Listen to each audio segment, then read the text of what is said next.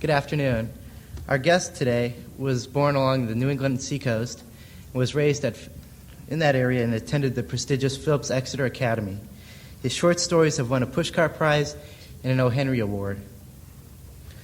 Also, his Pulitzer Prize-winning book, The World According to Garp, was made into a Tell you what, gang, since I can't write or talk, why don't we have the person who can, Mr. John Irving.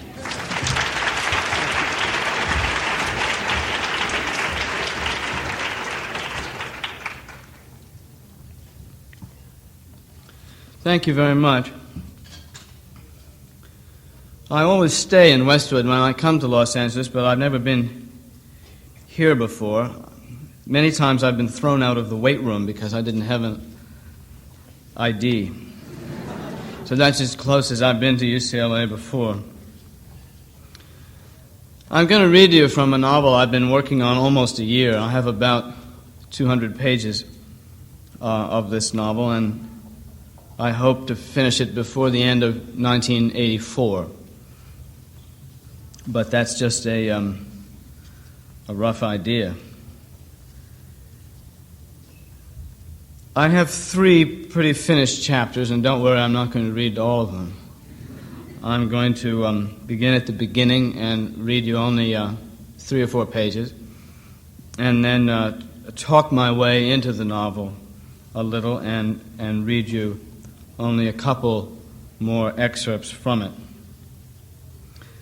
This is a first draft manuscript, and I have sometimes difficulty reading from a first draft manuscript because it's very messy to read. So that if you hear me pause or miss a sentence, it's honestly not because I haven't written it and I'm making it up as I go along. It's because I have to turn the pages and read several different colors of ink. I should also tell you, for those of you who've not been here before, that is, at this podium, that there is a large, rather phallic shadow that falls across the page of the manuscript, which may also intrude on the reading at some point. I'll try and work it out. Maybe people only read screenplays here. Is that the idea? I rented a typewriter. I was staying here a week or so, and I rented a typewriter, and I don't know that Los Angeles is used to renting typewriters to prose writers, because the typewriter came with only one ribbon cassette, which that's usually about 33 pages double-spaced. So the rental somehow understood that no one ever wrote more than 33 pages during one rental session. So I've been writing in a very miserly fashion since I've been here, because I don't know what happens when I run out of tape.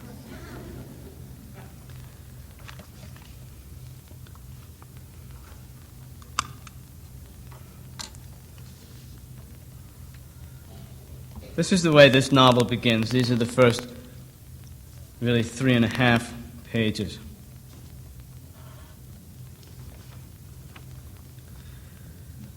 In the hospital of the orphanage, the boys' division, at St. Cloud's, Maine, 2 nurses were in charge of naming the new babies and checking that their little penises were healing from the obligatory circumcision.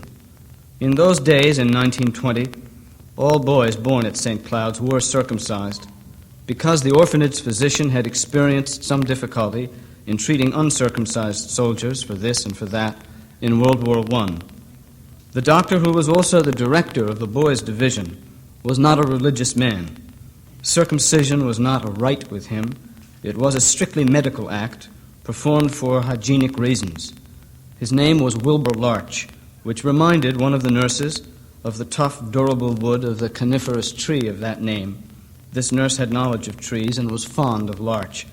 She hated, however, the ridiculous name of Wilbur, and took offense at the silliness of combining a word like Wilbur with something as substantial as a tree. The other nurse imagined herself to be in love with Dr. Larch, and when it was her turn to name a baby, she frequently named him John Larch or John Wilbur. Her father's name was John, or Wilbur Walsh, Her mother's maiden name had been Walsh. Despite her love for Dr. Larch, she could not imagine Larch as anything but a last name, and when she thought of him, she did not think of trees at all. For its flexibility as a first or as a last name, she loved the name of Wilbur, and when she tired of her use of John or was criticized by her colleague for overusing it, she could rarely come up with anything more original than a Robert Larch or a Jack Wilbur. She seemed not to know that Jack was often a nickname for John. If he had been named by this dull, love-struck nurse, he probably would have been a Larch or a Wilbur of one kind or another, or a John, a Jack, or a Robert, to make matters even duller. Because it was the other nurse's turn, he was named Homer Wells. The other nurse's father was in the business of drilling wells, which was hard, harrowing, honest, precise work to her thinking. Her father was composed of these qualities, which lent the word Wells a certain no-nonsense, deep, down-to-earth aura of respectability. Homer had been the name of one of her family's umpteen cats, one of her favorites. This other nurse, Nurse Angela, to almost everyone, never repeated the names of her babies, whereas poor Nurse Edna had conceived of 3 John Wilbur Jr.'s and 2 John Larch III's. Nurse Angela knew an inexhaustible number of no-nonsense nouns, which she diligently and only once employed as last names: Maple, Fields, Stone, Hill, Knott, Day, Waters, to list a few, and a slightly less impressive list, occasionally repeated, of first names borrowed from a family history of many dead but cherished pets: Felix, Smoky Sam, Snowy Joe, Curly Ed, and so forth. She was nothing, Nurse Angela, if not well-meaning. For most of the orphans, of course, these nurse-given names were temporary. The boys' division had a better record than the girls' division at placing the orphans in homes early, when they were babies, too young to ever know the names their good nurses had given them. Most of the orphans wouldn't even remember Nurse Angela or Nurse Edna, the first women in the world to fuss over them. Dr. Larch made it a firm policy that the foster parents, the orphans' adoptive families, not be informed of the names the nurses gave with such zeal. The feeling at St. Cloud's was that a child, upon leaving the orphanage, should know the thrill of a fresh start, although, especially with the boys who were difficult to place and lived at St. Cloud's the longest, it was hard for Nurse Angela and Nurse Edna, and even for Dr. Larch, not to think of their John Wilburs and John Larches, their Felix Hill, Curly Maple, Joe Knott, Smoky Waters, as possessing their nurse-given names forever. The reason Homer Wells kept his name was that he came back to St. Cloud so many times after so many failed foster homes that the orphanage was forced to acknowledge Homer's intention to make St. Cloud's his home. It was not easy for anyone to accept, but Nurse Angela and Nurse Edna and finally Dr. Wilbur Larch were forced to admit that Homer Wells belonged to St. Cloud's. The determined boy was not put up for adoption anymore. Nurse Angela, with her love for cats and for orphans, once remarked of Homer Wells proudly, but with a mother's instinct for worry in her voice, that the boy must adore the name she gave him because he fought so hard not to lose it. Those are the first 3.5 pages. Chapter 1 really is about the first 4 foster families that Homer Wells is sent to, and each time returns. The end of the chapter is really Dr. Larch's conclusion that the boy won't be put up for adoption anymore. Homer would be 12 or 13 in the 1930s when this decision is made. As I'm reading to you, you may notice that all of the dates end in 0, 1920, 1930. They don't really, but I'm using that 19th century fashion of indicating the date only by the decade, that is 1902/, and it's rather difficult to read that aloud. In Chapter 1, you don't learn very much about the director and physician at the orphanage at St. Cloud's, but you do learn what St. Cloud's was before it was an orphanage. It was a sawmill, a lumber yard, and finally a ghost town when the paper industry, the lumbering business in Maine, simply abandoned the town and moved on. These old buildings, the sawmills, the lumber yards, what was a dance hall, what was a whore hotel, what was a bingo for money room in that hotel, have become the rooms of the orphanage. And Larch, who is referred to by the nurses who work there as Saint Larch, because he's a driven, obsessed man, really rescues this ghost town and the abandoned prostitutes and their orphans at the turn of the century. So St. Cloud's begins really out of the ruins of the lumber industry, or the thoughtlessness of the lumbering industry at the turn of the century. It's still, I must say, not one of the more thoughtful businesses in the country. It's important that you know from this first chapter, in order to understand a little scene I'm going to read to you later, just a couple of things. The fourth foster family to adopt Homer Wells is an outdoorsy whitewater canoeing couple. Their name is Winkle, and they are swept away in the rapids during a log drive, which is unfortunate because they were the first family that Homer Wells actually liked. So it's helpful if you remember the name Winkle and that they were the family who was swept away. It's also important that you remember the name of a girl orphan in the girls' division. She's the biggest and oldest orphan there, actually bigger and older than Homer Wells. Her name is Melanie, but that's a mistake. Melanie is the result of a typographical error made by the secretary in the girls' division. Her actual given name was Melody, and the typist hit the N instead of the D. Hence, the girl is Melanie for life. There is an annual fundraising event in the town of St. Cloud's, the funds for the orphanage, and it's called the St. Cloud's Three-Legged Race. I don't know if they have three-legged races anymore, but one summer when I was tortured in summer camp, three-legged races were considered by the counselors in the boys and girls camp as a truly perverse way of putting boys and girls together. The race works like this. You are sort of put hip to hip next to a girl or a boy of your size, so that the hips come at the same place. And your legs are tied together. You then have to hop on your free leg and drag this so-called third leg between you. It's an inevitably embarrassing experience, and when Homer Wells is young and subject to traumatic experiences, he is tied together with Melanie for the annual three-legged race. And much to his embarrassment, they win the race because Melanie is strong enough to pick him up and carry him. This is mortifying to him, and at one moment in the race, they fall, and by accident, he touches her breast, which is his first and, to this point in the novel, only pre-sexual experience. He is repaid for this mistake by some rather savage treatment by Melanie, and he remains, therefore, in terror of her. That's really the only thing you have to know about Chapter 1. I'm going to read now just the last few pages at the end of Chapter 2.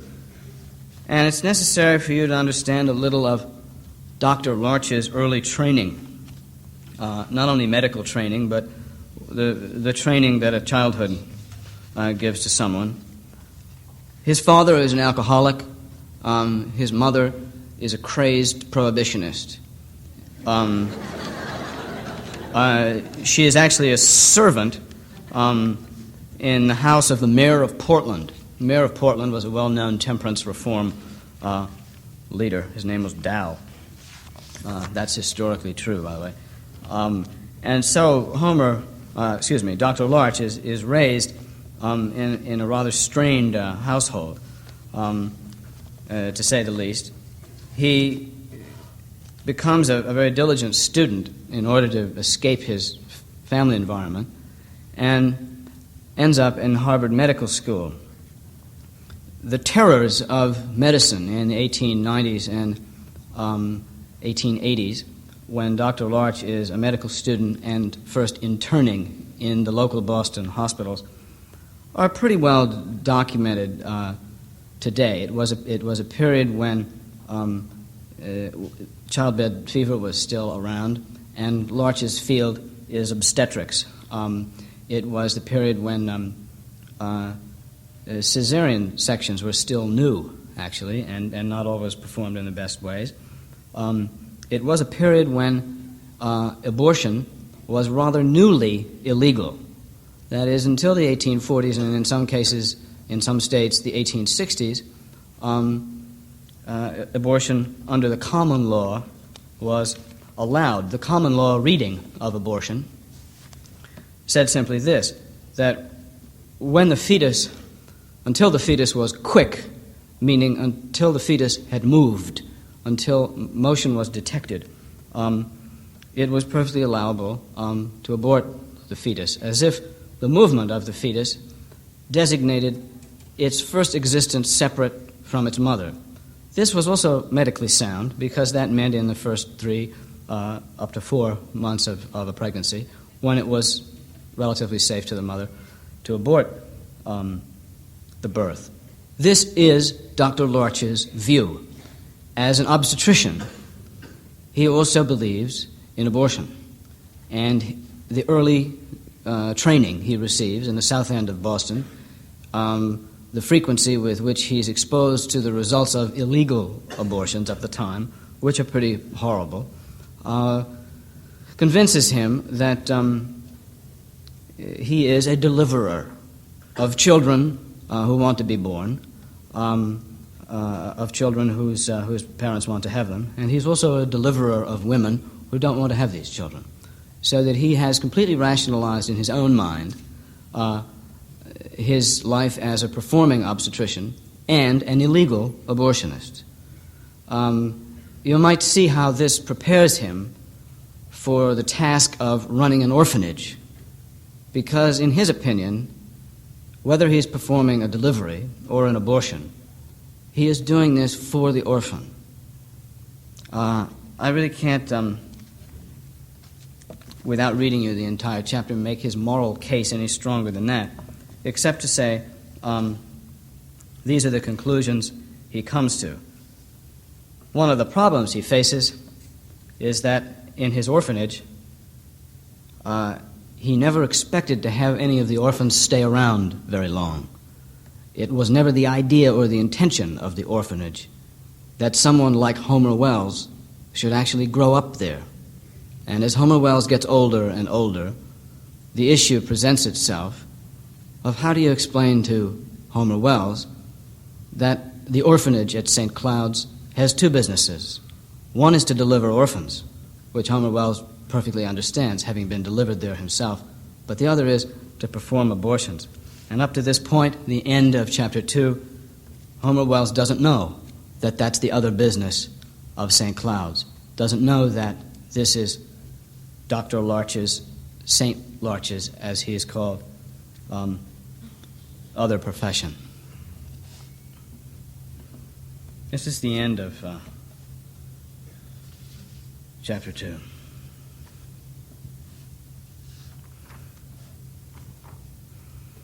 In the first week Wilbur Larch spent in St. Cloud's, he founded an orphanage because it was needed. He delivered 3 babies, 1 wanted, 2 inevitable. 1 would be another orphan, and he performed 1 abortion, his 3rd. It would take Larch some years to educate the population regarding birth control so that this ratio would endure for some time, 1 abortion for every 3 births.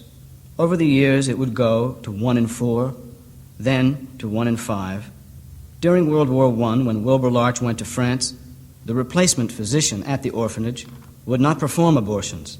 The birth rate would climb, the number of orphans would double, but the replacement physician said to Nurse Edna and to Nurse Angela that he was put on this earth to do the Lord's work, not the devil's. He meant apparently that delivering babies was the Lord's work, and aborting the birth of a child was the work of the devil. This feeble distinction would later prove useful to Nurse Angela and to Nurse Edna, and to Dr. Wilbur Larch, who wrote his good nurses from France that he had seen the devil's work. The devil worked with shell and grenade fragments, with shrapnel and with the little dirty bits of clothing carried with a missile into a wound. "Tell him," Larch wrote Nurse Angela and Nurse Edna, "tell that fool," he meant his replacement, "that the work at an orphanage is all the Lord's work. Everything you do for the orphans. You deliver them." And when the war was over and Wilbur Larch came home to St. Cloud's, Nurse Edna and Nurse Angela were already familiar with the proper language for the work of St. Cloud's. The Lord's work and the devil's work, they called it, just to keep it straight among themselves which operation was being performed when. Wilbur Larch went along with it. It was useful language, but both nurses were in agreement with Larch's law that it was all the Lord's work that they were performing. It was not until 1930 that they encountered their first problem. His name was Homer Wells. He went out into the world and came back to St. Cloud so many times, it was necessary to put him to work. By the time a boy is a teenager, he should be of use. But would he understand, the nurses and Dr. Larch wondered. Of course he had seen the mothers come and go and leave their babies behind, but how long before he started counting heads and realized that there were more mothers coming and going than there were babies left behind? How long before he observed that not all the mothers who came to St. Cloud's were visibly pregnant, and some of them didn't even stay overnight? Should they tell him? The nurses and Dr. Larch wondered. "Wilbur," Nurse Edna said, while Nurse Angela rolled her eyes, "the boy has the run of the place. He's going to figure it out himself." It was true that they never let the women recovering from the abortions rest in the same room with the new mothers who were gaining their strength to leave their babies behind. That was something even a child could observe. And Homer Wells was frequently in charge of emptying the wastebaskets, all the wastebaskets, even the operating room baskets, which were leak-proof, which were taken directly to the incinerators, of course. "What if he looks in a wastebasket, Wilbur?" Nurse Edna asked Dr. Larch. "If he's old enough to look, he's old enough to learn," St. Larch replied. Perhaps he meant if he's old enough to recognize what there was to be seen. After the Lord's work or after the devil's, much that would be in the wastebasket would be the same. In both cases, blood and mucus, cotton and gauze, placenta and pubic hair. Both nurses told Dr. Larch there was no need to shave a patient for an abortion, but Larch was fussy, and if it was all the Lord's work, he said, let it look the same. The wastebaskets that Homer Wells would carry to the incinerator held the history of St. Cloud's, the clipped ends of the silk and gut sutures, fecal matter and soap suds from the enemas, and what Nurse Edna and Nurse Angela feared Homer Wells would see, the products of conception, a human fetus, or a recognizable part thereof. And that is how Homer Wells, an unlucky 13, would discover that both the quick and the not quick were delivered at St. Cloud's. One day walking from the incinerator, he saw it on the ground. It had fallen from the wastebasket he'd been carrying, but when he saw it, he assumed it had fallen from the sky. He bent over it, then looked for the nest it might have dropped from, only there were no trees. Homer Wells knew that birds didn't deliver their eggs in flight, or that an egg while falling couldn't lose its shell. Then he imagined that some animal had miscarried. In an orphanage around a hospital, one heard that word. But what animal? It weighed less than a pound. It was maybe 8 inches long. And that shadow on its almost translucent head was the first phase of hair, not feathers. And those were almost eyebrows. On its little face, it had eyelashes, too. And were those nipples, those little pale pink dots emerging on that chest the size of a large thumb? And those little slivers at the fingertips and at the toes? Those were nails, Homer Wells realized, holding the whole thing in one hand. He ran with it, straight to Dr. Larch. Larch was sitting at the typewriter, in Nurse Angela's office. He was writing a letter to an adoption agency in Boston. "I found something," Homer Wells said. He held out his hand, and Larch took the fetus from him and placed it on a clean white piece of typing paper on Nurse Angela's desk. It was about 3 months, at the most 4. Not quite quick, Dr. Larch guessed, but almost. It was almost perfect. "What is it?" Homer Wells asked. "The Lord's work," said Wilbur Larch, saint of St. Cloud's, because that was when he realized that this was also the Lord's work. Teaching Homer Wells, telling him everything, making sure he learned right from wrong. It was a lot of work, the Lord's work, all of it. And if one was going to be presumptuous enough to undertake it, one had to do it perfectly.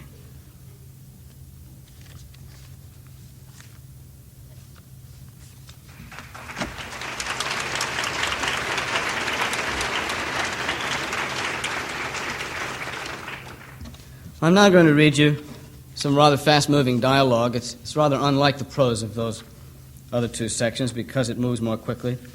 The first 2 pages of what I'm going to read you is like what you've heard.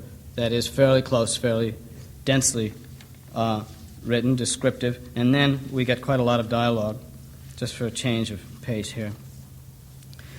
These are the opening pages of Chapter 3. And the only thing I need to say now, if you remember what I've said before, is that Dr. Larch keeps and has always kept a journal. And every entry in his journal begins one of 2 ways. "Here in St. Cloud's," he begins, or "in other parts of the world," he begins. Each entry in his diary is made in this fashion. I'm most fond of what I've read to you. I'm most fond of this section because it has the most variety in it. It begins the most densely descriptive, and then it becomes very loose and minimal in what it pauses, stops, takes the time to describe. And I like the contrast of a chapter that begins very slowly and then begins to go like that. Or that's what I like about it anyway. This is the last section I'll read. Although it moves, I think, the most quickly, it's also the longest.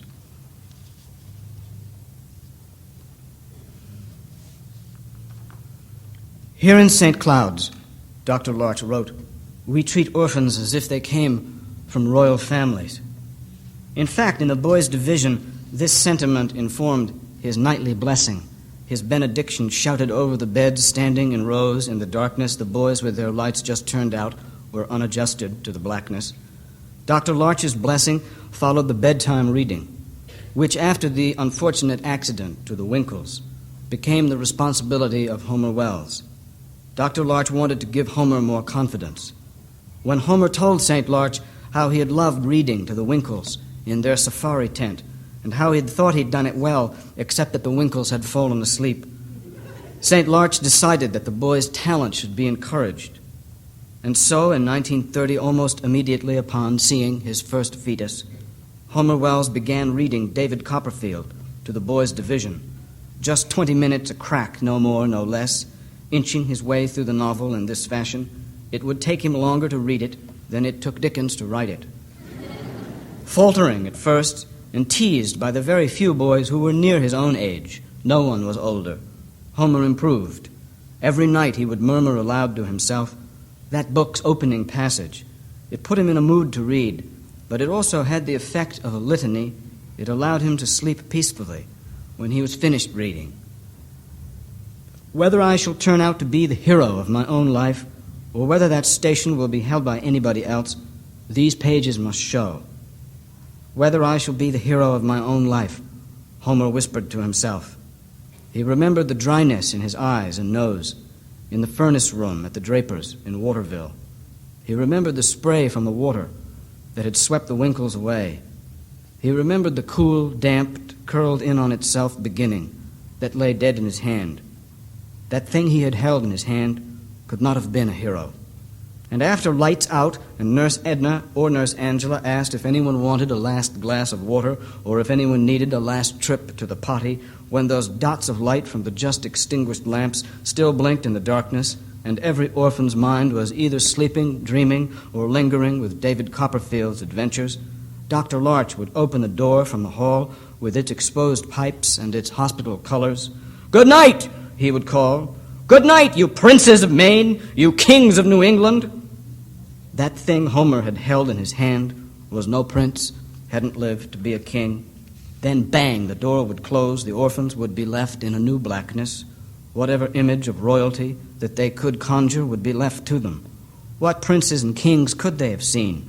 What futures were possible for them to dream of? What royal foster families would greet them in sleep? What princesses would love them? What queens would they marry? And when would they escape the darkness left with them when Larch closed the door, when they could hear the retreating squeaks of Nurse Edna's and Nurse Angela's shoes? That thing he had held in his hand could not have heard the shoes. It had the smallest, most wrinkled ears. For Homer Wells it was different. He did not imagine leaving St. Cloud's. The princes of Maine that Homer saw, the kings of New England that he imagined, they reigned at the court of St. Cloud's. They traveled nowhere. They didn't get to go to sea. They never even saw the ocean. But somehow, even to Homer Wells, Dr. Larch's benediction was uplifting. It was full of hope. These princes of Maine, these orphans of St. Cloud's, these kings of New England, whoever they were the heroes of their own lives. That much Homer could see in the darkness. That much Dr. Larch, like a father, gave him. Princely, even kingly behavior. It was possible, even at St. Cloud's. That seemed to be what Dr. Larch was saying. And so Homer held his head up. He dreamed he was a prince. He lifted up his eyes to his king. He watched St. Larch's every move. It was the astonishing coolness of the thing he had held in his hand that he couldn't forget. "Because it was dead, right?" he asked Dr. Larch. "That's why it was cool, right?" "Yes," said Dr. Larch. "In a way, Homer, it was never alive." "Never alive," said Homer Wells. "Sometimes," Dr. Larch said, "a woman simply can't make herself stop a pregnancy. She feels the baby is already a baby from the first minute, and she has to have it, although she doesn't want it, and she can't take care of it, and so she comes to us and has her baby here and leaves it here with us and trusts us to find it a home. She makes an orphan," said Homer Wells. "Someone has to adopt it." "Someone usually adopts it," Dr. Larch said. "Usually," said Homer Wells. "Maybe. Eventually," Dr. Larch said. "And sometimes," said Homer Wells, "the woman doesn't go through with it, right? She doesn't go through with having the baby." "Sometimes," said Dr. Larch, "the woman knows very early in her pregnancy that this child is unwanted. An orphan from the start," said Homer Wells. "You might say," said Wilbur Larch. "So she kills it," said Homer Wells. "You might say," said Wilbur Larch. "You might also say that she stops it before it becomes a child. She just stops it. In the first 3 or 4 months, the fetus, the embryo, I don't say then the child, does not really have a life of its own. It lives off the mother. It hasn't developed." "It's developed only a little," said Homer Wells. "It hasn't moved, usually," said Dr. Larch. "It doesn't have a proper nose," said Homer Wells, remembering it. On the thing he had held in his hand, neither the nostrils nor the nose itself had developed to its downward slope. The nostrils pointed straight out from the face, like the nostrils of a pig. "Sometimes," said Dr. Larch, "a woman is very strong and knows that no one will care for this baby if she has it, and she doesn't want to bring a child into the world without knowing who's going to take care of it. She doesn't trust us to find it a home," Dr. Larch said.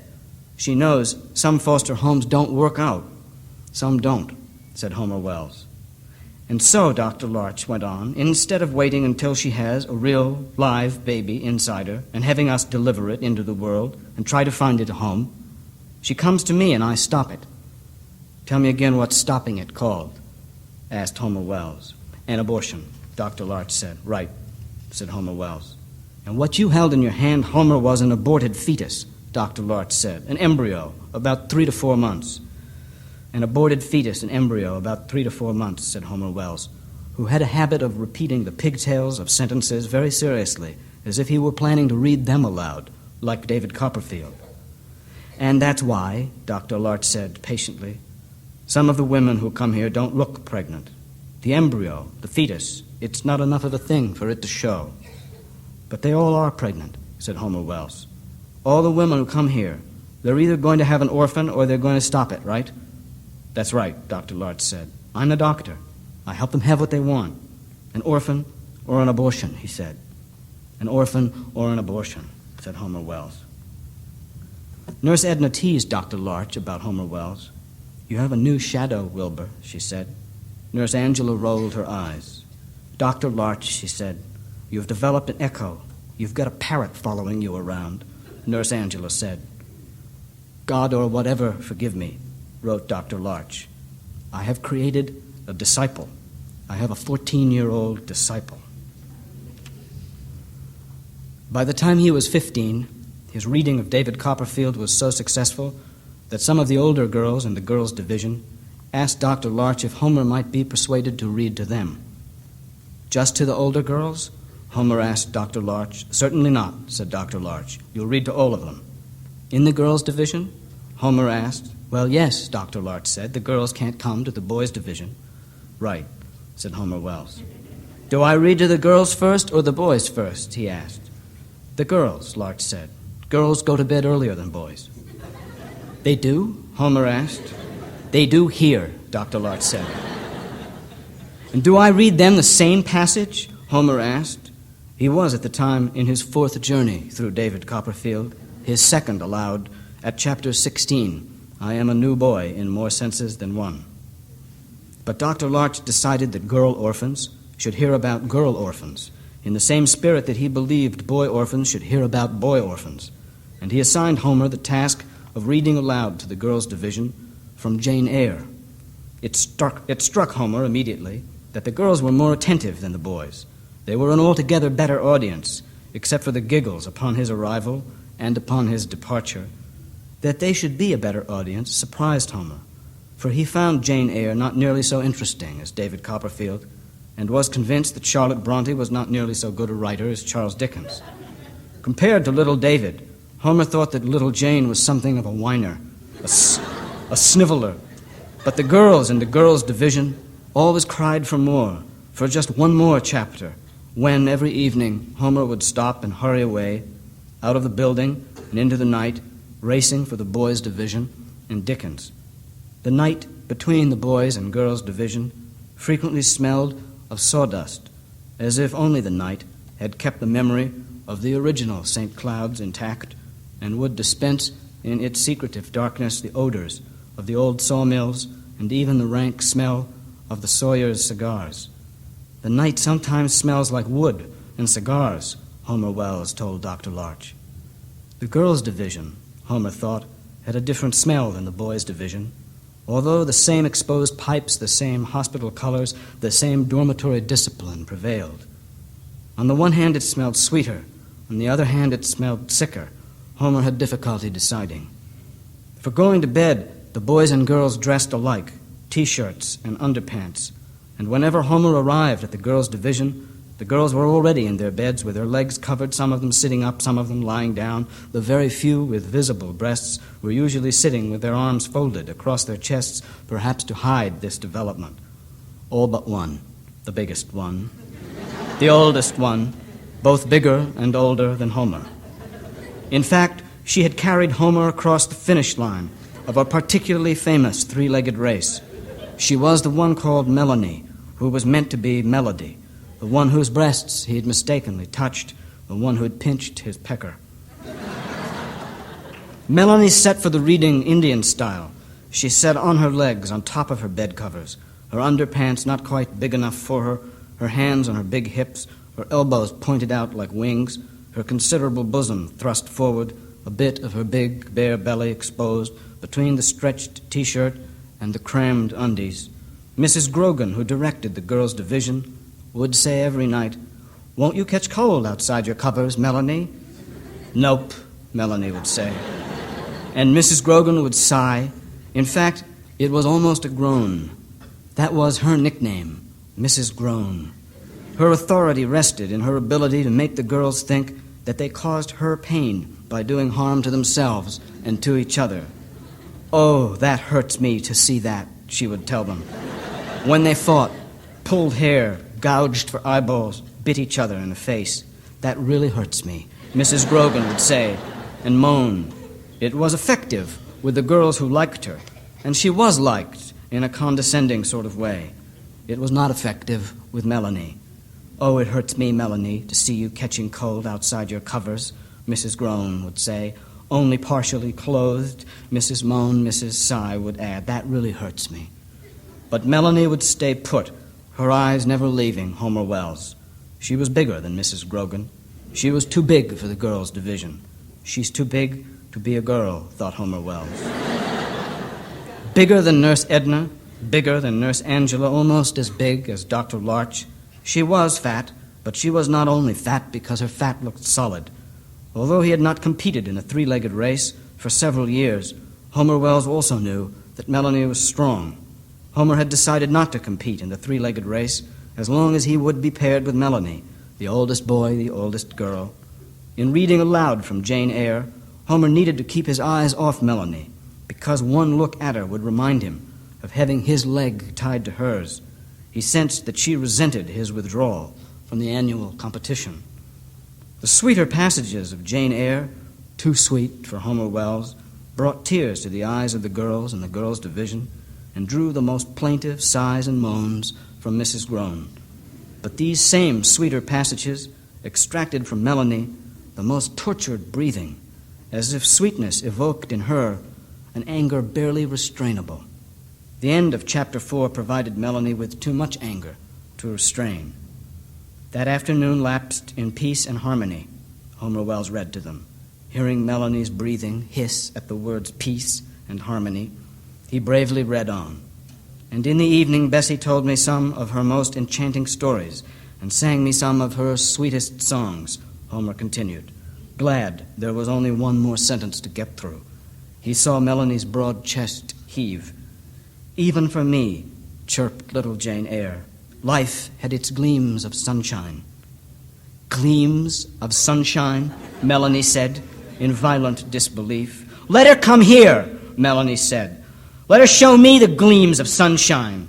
Oh, how it hurts me, Melanie, to hear you say that, Mrs. Grogan said. Sunshine, Melanie howled. The younger girls crawled all the way.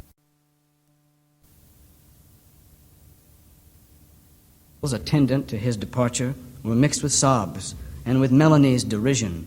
Gleams! Melanie called after him. How this hurts us all, Mrs. Grogan said more firmly. Outside, the night seemed full of new scents to Homer Wells, mingled with the sawdust smell and the rank cigars. Was that a waft of the raucous perfume drifting over him from the former whore hotel and something like sweat from the bingo for money room? The river itself gave off a smell. In the boys' division, they were waiting for him. Some of the smaller ones had fallen asleep. The others were open-eyed, seemingly open-mouthed, like baby birds.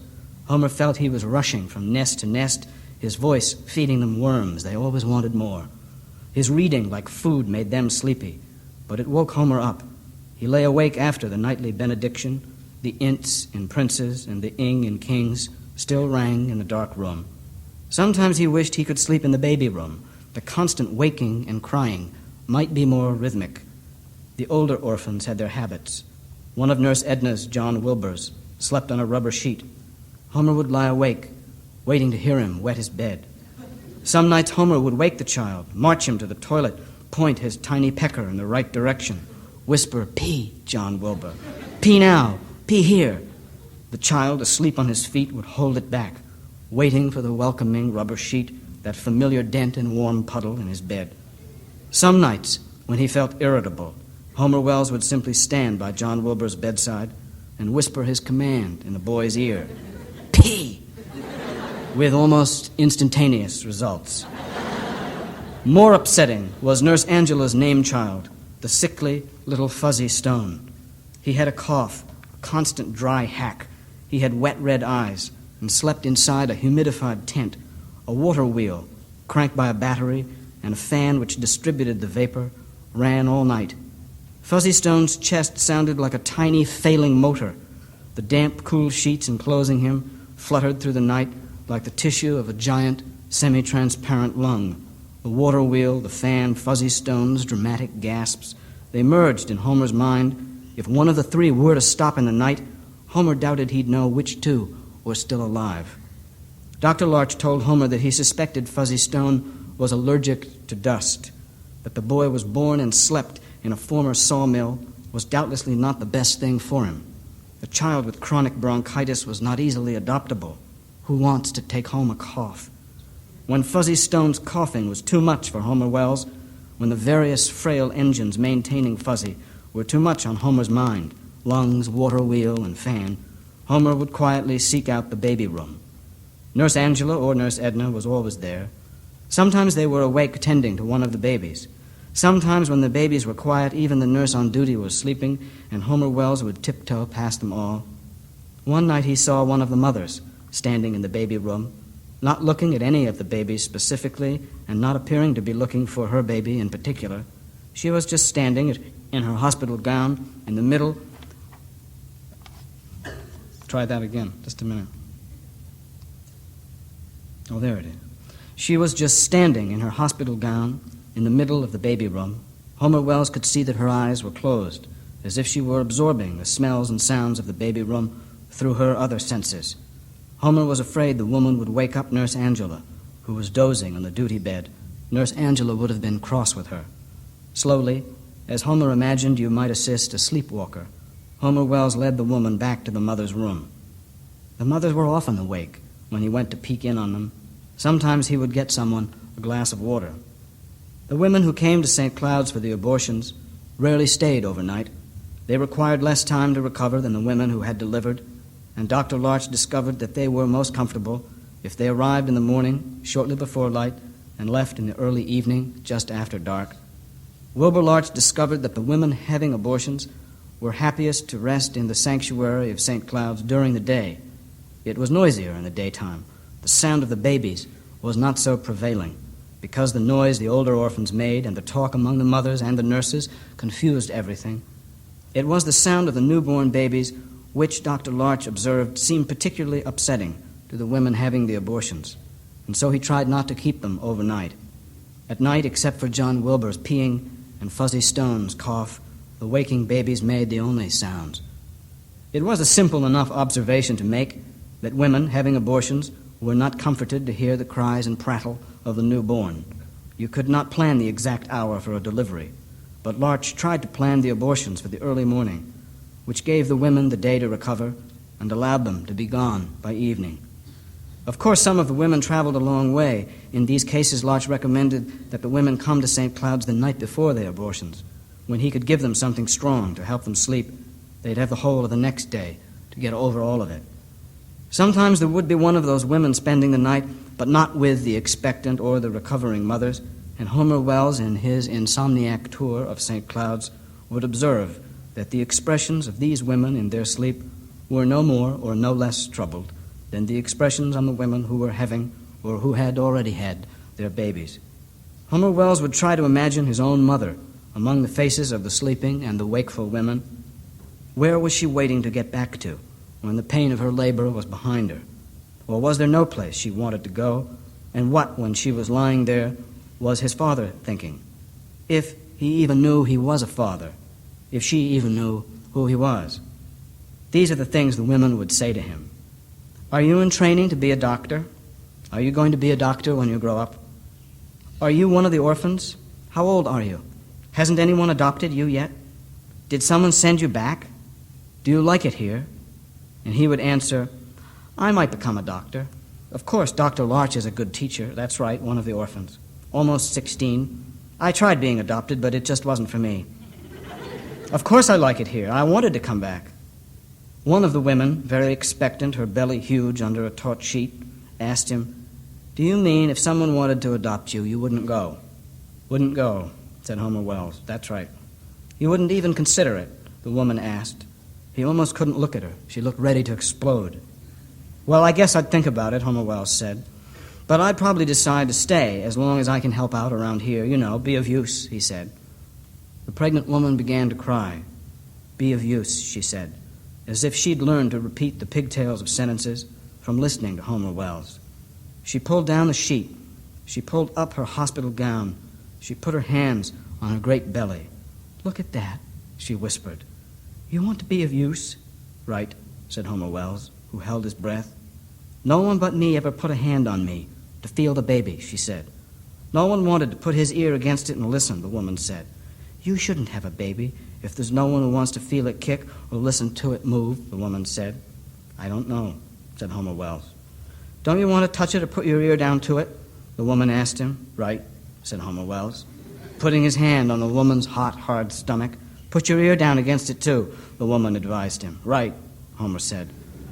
He touched his ear very lightly to her stomach, but she strongly pressed his face against her. She was like a drum, all pings and pongs.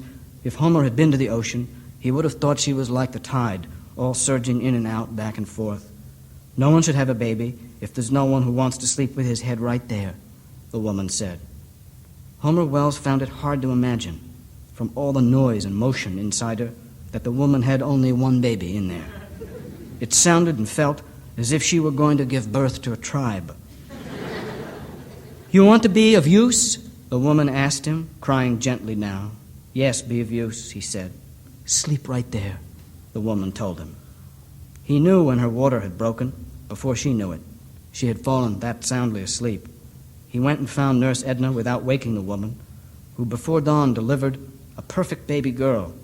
Since neither Nurse Edna nor Nurse Angela was in charge of naming the girl orphans, the baby was moved to the girls' division after a few days, and someone there gave her a name, possibly Mrs. Grogan, who favored Irish names, or if she had momentarily exhausted her supply, the secretary who typed badly, who was responsible for Melanie instead of Melody. She also enjoyed naming the little girls. Homer Wells never knew which one she was, if she was one of the ones adopted early or one of the older ones he read Jane Eyre to. But he looked for her, as if his nighttime vigil, with his face upon the mother's stomach, might have given him the senses necessary to recognize the child. Thank you very much.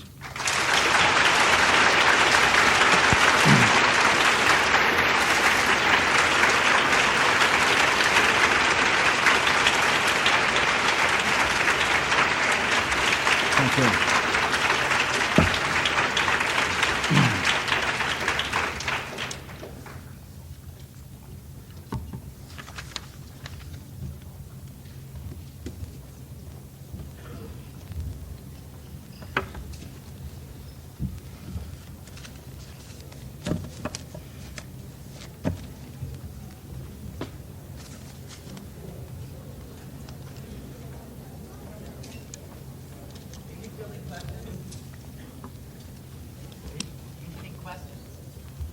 Is that normal? Is that what you want me to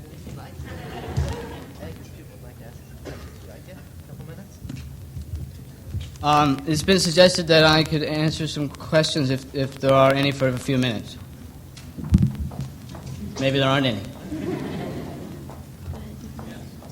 Why did you choose this format when you came here? What did you want to read? How do you mean, this format? The question is, why did I choose this format? What do you mean? Why did you choose to read what you're doing now to us? Well, if I have something new, I always read it. There's nothing in it for me to read published work. I can't change it. I'm through with it. It's valuable to me to give a public reading only if I have work in progress that I'm still fussing with and revising, and so the particular passages I read at one time, they have more to do with passages I'm still fiddling with, so that a public reading is something like a work session for me. If it weren't, it would be a terrible intrusion to whatever book I was writing. This becomes difficult when you're writing the 9th and 10th chapter of a book, because the only things that by that point you're interested in reading are so late into the novel that you need to introduce them so elaborately in order to make them understandable at all. By the time you're through introducing them, you don't have time to read. So it's various. But if I have something new that's at all finished enough to be sensible, to be followable, I'll always read from it. In fact, if I don't have anything new, I usually don't read. Yeah. Does your book have a title? Yes, but the title has no bearing on anything you've heard, which is why I didn't mention it. The title of the book is The Cider House Rules. It's a rather elaborate explanation. It's one of those titles that if you read the book, you understand that's the only thing the book could be called. But nothing in what I've read to you has any bearing on that title, so I didn't bring it up. Well, not especially. Mr. Irving, you said that with Garp you wanted to take the best people and make the worst things happen to them. I think, and you've also been quoted as saying that people who think Garp is wildly eccentric and bizarre are misled about the real world. Do you feel then that in the real world the worst things often happen to the best people? Well,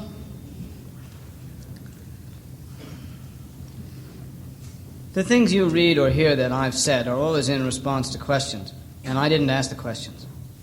What I mean by that is when someone asks you a question, as you just have, one is expected to provide an answer. But if it's not a question I'd ask myself, it's not a question that I really would choose to generalize on. I think all of us from time to time feel that the worst things happen to the best people. That's a true statement. All of us from time to time feel that the worst things happen to the best people. I'm not interested in making a statement, the worst things happen to the best people. I don't think that's very defensible. But it feels that way often. It does feel that way. And I suppose in the progress of any novel,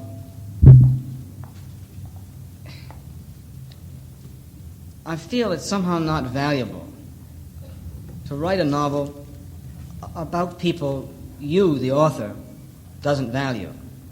Why would I want to spend 2 or 3 years of my life with people I don't value? So I try to imagine people I value very much, or people who, if they existed, I would value more than others. Those are the people I'm interested in writing about. The act of visiting upon them, the worst things I can imagine, it seems to me is simply fulfilling what our fears are and what the inevitable end of things is usually like. You can't be aware of having the best of times without being almost instantly aware of its of how temporal it is. And I think novels are meant to provoke those feelings. Loss is not easily provoked if what you lose isn't valuable. So it may seem like a contradiction, but it isn't to me. Regarding the question of eccentricity, I think people think my work is eccentric or bizarre. One, have limited imaginations of their own. And two, it seems to me, are not very capable observers of the world around them. I don't find my work more extreme, and certainly not more depressing, than a good 20 minutes with the New York Times. I think if my work deviates from the way the world is, it doesn't deviate by making the world stranger than it is. It deviates by being altogether sweeter than the world is. Altogether too sentimental. Yes?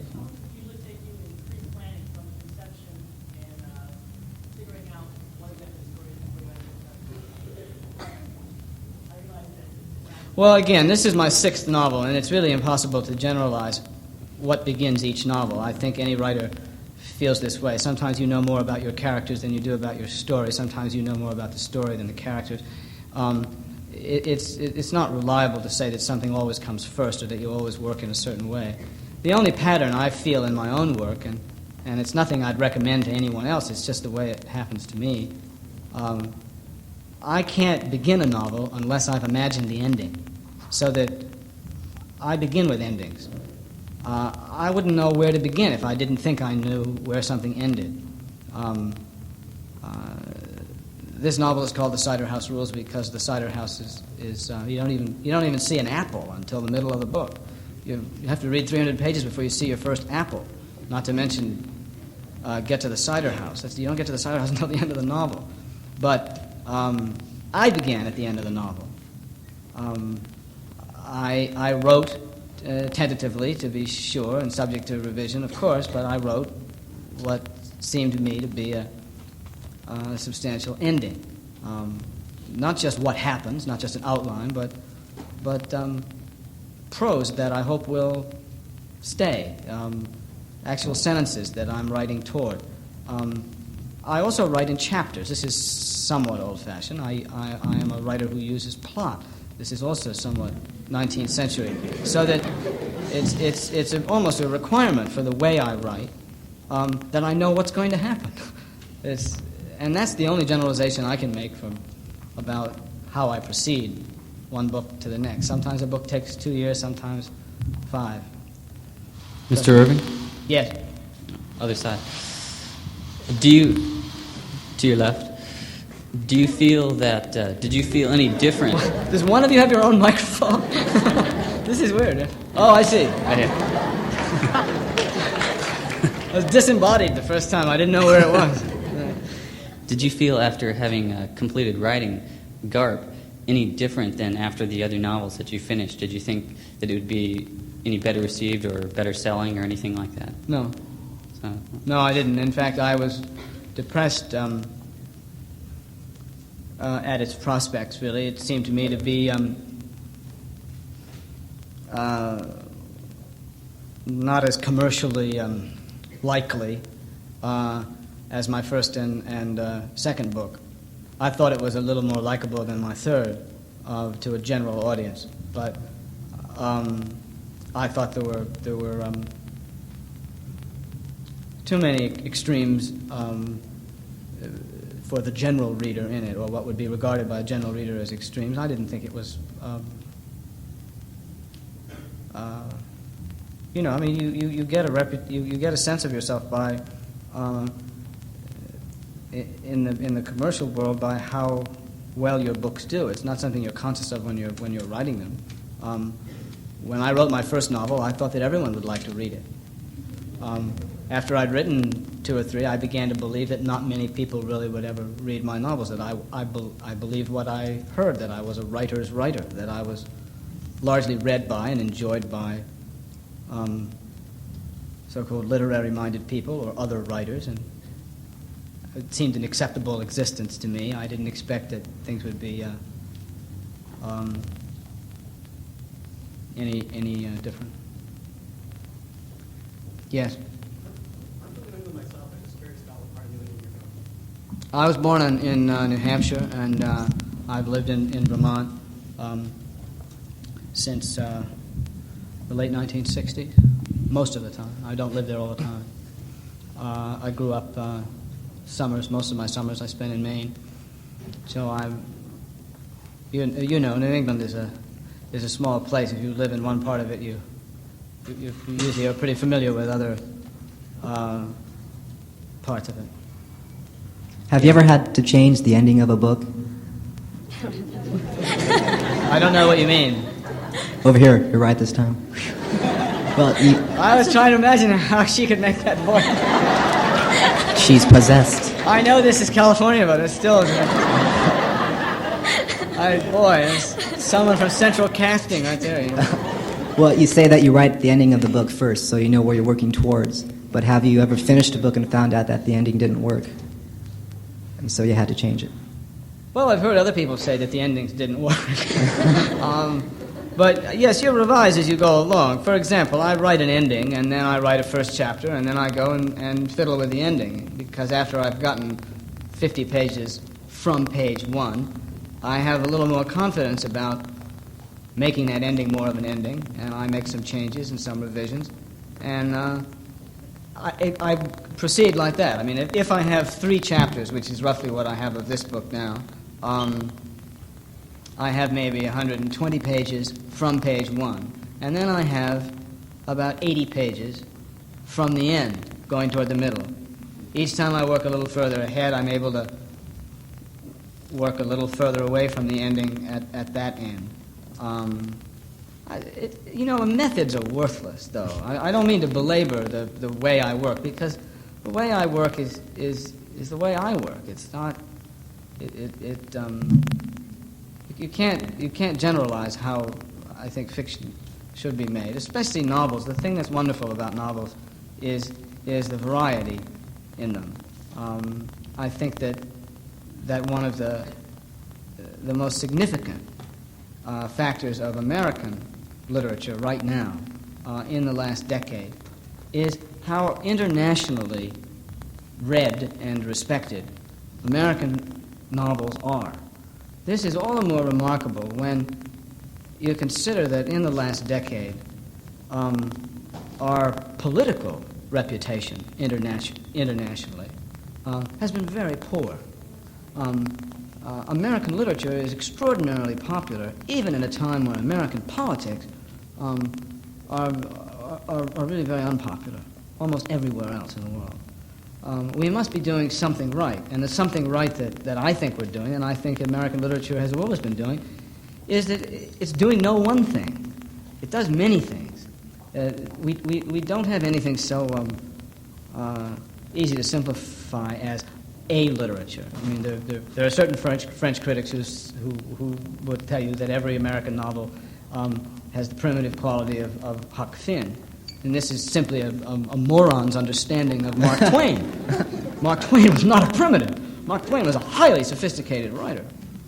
He knew how to put on Huck Finn's voice, and he knew how to use a lot of other voices too. So I don't like to. Not that I feel protectively about my method of working, but I don't think it's very important. My method of working as opposed to someone else's. In terms of your own work, which is the purest, the one that, like, from the vision or the concept into the written page, which is the one you're happiest with? Well, this is like asking someone to tell you which of his or her children are the most lovable to them. I knew you were going to say that. Yeah, it's very hard. You have to recognize that some of your children are more popular than others in the outside world. That the rest of the world looks upon some of your children as difficult. But you can't really allow yourself to see them that way.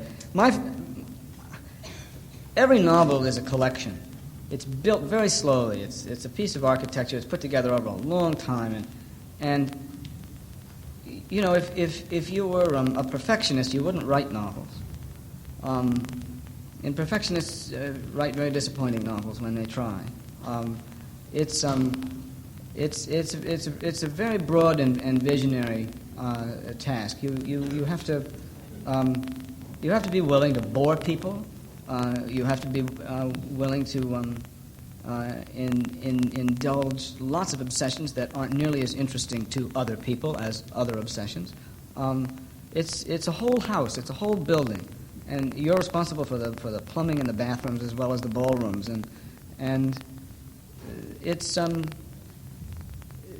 way you're left feeling about your work is you say you like that chapter from this book.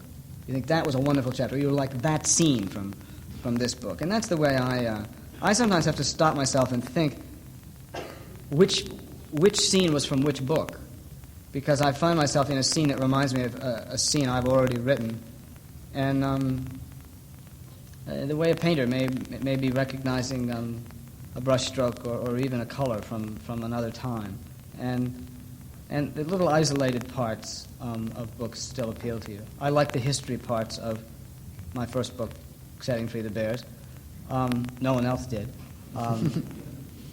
I like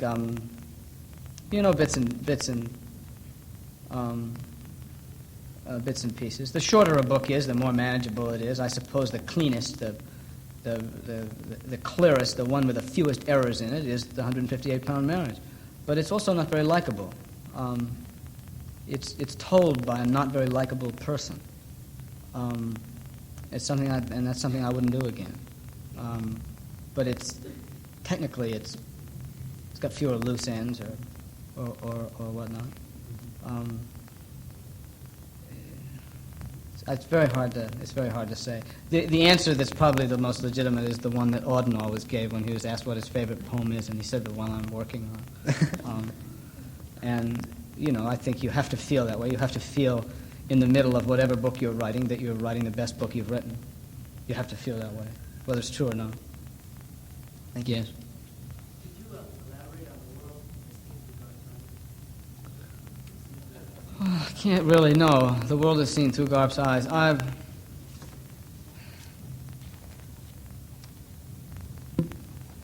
I think it's a fairly obvious. It's fairly obvious the way Garp, the character, sees things. I'm more interested in that book in what he didn't see. I mean, I'm more interested in that book in what I saw. I knew much more about what was going to happen to him than he did.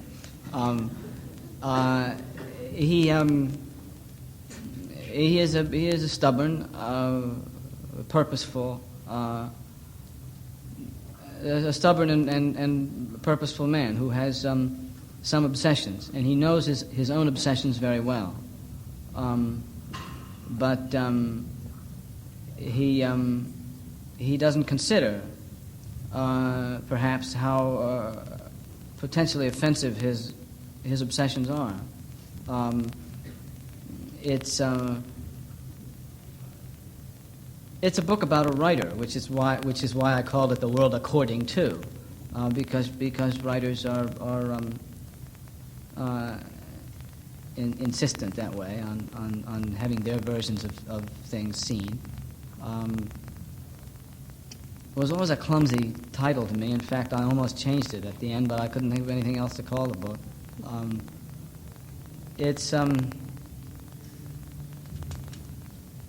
I know that because of the title and because it's about a writer, the book has been given many sort of philosophic interpretations. I don't think it's nearly as philosophic a book as The Hotel New Hampshire. It's very much like a biography. It's a biography of a writer who has a famous mother. And I was writing it consciously from a very biographical point of view. My point of view, I'm not talking about Garp's now. My point of view toward it was always that I was writing a book about these people who had lived and died. Had lived and died. And I was most concerned with keeping the distance in my voice. The first sentence I ever wrote of that book was, "In the world according to Garp, we're all terminal cases." That's the last sentence of the book, right? It was the first sentence I wrote, and that was the fix I had on it, and it's like a biography. It's at that distance. He's Mr. Irving? Garp, the character, to me, is no philosophical heavyweight. Not at all. Yes. Yes. I was wondering, you may be dreading or welcoming this question, but it had to come. How do you feel about the adaptation of The World According to Garp to film? Were you pleased, or? And would I realize that this is the wrong part of the country to say this in, but I'm not really very interested in movies.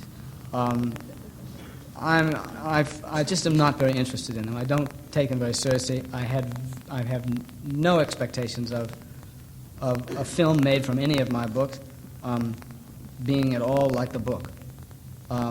The only hand I play in it is I try to direct the book into a director's hands, not into a studio's hand. I think that's really all I'm concerned with. And you hope that you might find a director whose other films you've liked. I like George Roy Hill. I like George Roy Hill's films. I liked Garp. I liked Slaughterhouse 5. I like Butch Cassidy and the Sundance Kid. I like The Sting. I like the way the man tells a story. And anyone who was going to make a film of The World According to Garp had to be American and had to be narrative, had to be able to move a story along, and because it's a lot of story to get through.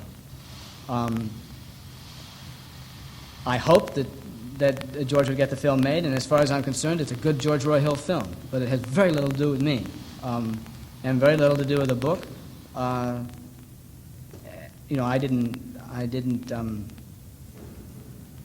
I didn't write it. I was asked and didn't want to write it. I can't imagine why, having written a book, you'd want to then put it into another form, namely not the form you'd ever choose. It seems to me like a ridiculous piece of work to want to do such a thing. I'm very hopeful that Tony Richardson, who is directing the Hotel New Hampshire, makes a Tony Richardson film of the Hotel New Hampshire. He seems to be. I thought George was good for Garp, and I think Tony Richardson is good for the Hotel New Hampshire. I like Tom Jones. I think he's got a style that suits that book, and it's his film. He's writing the screenplay. I contribute what I can. If someone says, "Will you read this and do you like it?" and I'll say sure and yes or no. But it's not my. It's not a business that interests me. It just isn't. It interests me more than theater. But I go to movies. I don't even go to theater. But it's not my. It's not my work. I just like writing novels. Yeah.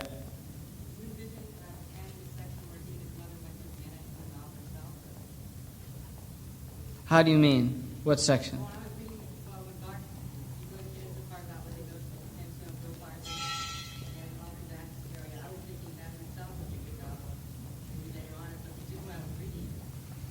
No, I think the Ponce on Gropazzi would be an interesting film. Mainly because you wouldn't have to throw any of it away. But no, I finish a book, I don't want to go back to those characters or those... when I say finish, I do a lot of revision. I write very slowly. I rewrite a lot. By the time I'm finished with a book, I'm really finished with it. I don't even read it again. The idea of returning to those people, or it just is well, it's nice to move into a world of other people. You recognize, of course, you recognize when you write one book, you think, oh, I'm writing something that's not like anything I ever did before, and then you finish it and you think, oh, there's that, and that character is the cousin to this character. You recognize those things after the fact. Of course, one's books resemble them, each other, one's characters. I have actually plagiarized myself before. There are sentences, whole sentences, that I've taken from one book and put them in another book. Descriptions, adjectival phrases. I didn't know I was doing. I can't tell the difference between something I thought and something I wrote. I don't know. Too many words. Yeah. It's not a really interesting topic. It's just not an interesting subject. Anyone who's ever tried to write and make a living knows that the most difficult thing about writing is finding the time to do it if you have to support yourself. I'm extremely grateful that I don't need to have a job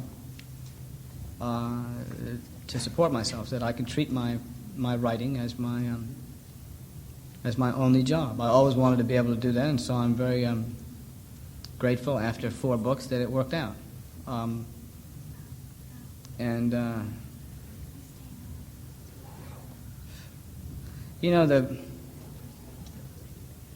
There is nothing more insulting to the majority of writers in this country who are not commercially successful, the majority of good writers in this country who are not commercially successful. There's nothing more insulting to them to hear people complain about the problems of success, to hear people write about the problems of success. Problems of success are nothing compared to the problems of failure. Nothing. And any asshole who tells you that the problems of success are somehow important or vital it really should be treated with the greatest contempt. There are too many people who do what they do very well and are not paid enough for it. And that's the struggle. That's the struggle. I feel very fortunate to be able to write 8 or 9 hours a day instead of an hour and a half in the middle of the night. You know, if it's that was hard. That was hard. It's nothing's hard now compared to that. Yes. The question is, do I use a word processor or a computer? Well, I don't even know how to touch type. You know, I type pretty fast, but I use 4 fingers. 5 actually. 3 on the right, 2 on the left. I had to think a minute to know which I did. I suppose someone could sell me on one. A number of people have tried. I mean, I've played with word processors before, but, you know, I'm not interested in being a more efficient secretary. If I can afford a word processor, I can afford a typist too. And it doesn't. If it has its advantages, it seems to me, more for people who have large numbers of bills to pay, and people who are writing history with lots of dates or history with lots of names that are difficult to spell. And you're talking about a copy editor, you know. I mean, I don't mean to knock them. I know some very good writers I know use word processor. Maybe talk to me in 2 years, I might too. But it doesn't seem to me. It's not hardly is it essential. The thing that's really saved you is the process of converting a rough draft to finished draft, and the difficult process is getting rough draft. A word processor doesn't help you with that. The important thing is getting the rough draft. Once I get the rough draft, I don't want to hurry the process of taking the rough draft to finished draft. That's the pleasurable part. I want to go over that thing as slowly as I can. Why don't I want to speed that up? If someone could show me how I could speed up getting something down on blank paper, I'd be interested. But once you get something down, then I love the time it takes to change the and to but, to change the semicolon to a comma, to take out this phrase and put that word in. And I don't want to see that go bloop like that and have it all cleaned up for me. I like the thing to get, you know, that's the part that's I enjoy about writing. When you know you've got something good, and then you're just taking all the time in the world to make it a little better. But the other phase is that's the real one, you know. That's all we have time for today. Thank you all for coming, and thank you, John Irving.